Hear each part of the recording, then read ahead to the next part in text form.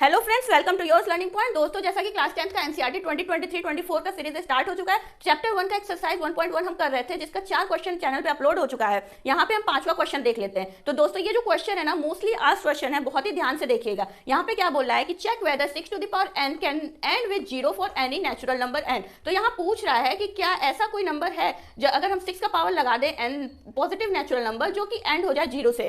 तो एक चीज क्लियर है यहाँ पे solution, if any number and with 0 must be divisible by 10 और it must have factor 2 and 5।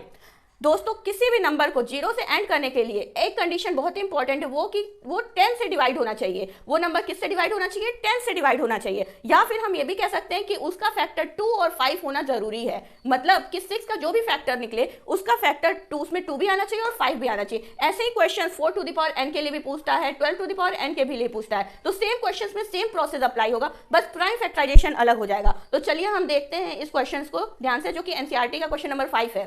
तो यहाँ पे हम देख रहे हैं कि 6 टू द पावर n दे रखा है। तो पहले तो प्राइम फैक्टराइजेशन हम निकालेंगे किसका? 6 टू द पावर n का। तो 6 टू द पावर n कोई भी नेचुरल नंबर है यहाँ पे। Prime factorization of 6 to the power n। तो 6 का प्राइम फैक्टराइजेशन क्या होता है? सिंपल, 2 इंटू 3 और इसका पावर n है तो यहाँ पे n लगा दिए हैं। यहाँ पे हम क्या देख रहे हैं कि 6 का फैक्टर 2 और 3 है। 2 तो आ रहा है हमारे कंडीशन के हिसाब से, 2 तो हमारा अवेलेबल है, लेकिन क्या अवेलेबल नहीं है? 5 नहीं है। तो यहाँ पे हम इसी चीज को बस मेंशन कर देंगे कि since here 6 to the power n does not contain 5 as a factor। क्या बोल रहा है कि हमारा जो 6 to the power n है वो 5 नहीं कंटेन कर रहा है एज अ फैक्टर।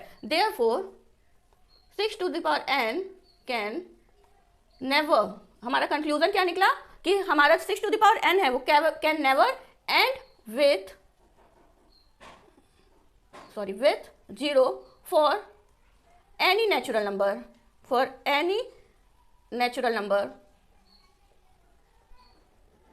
n।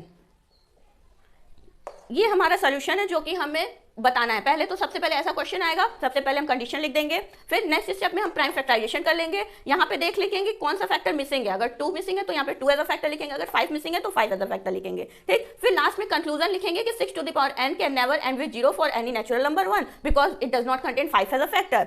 ठीक है, लिखने का तरीका अलग हो सकता है लेकिन स्टेप्स हमें यही फॉलो करने हैं। ओके फ्रेंड, चलिए अब हम क्वेश्चन नंबर 6 देख लेते हैं इस एक्सरसाइज का। तब तक के लिए thank you, have a nice day.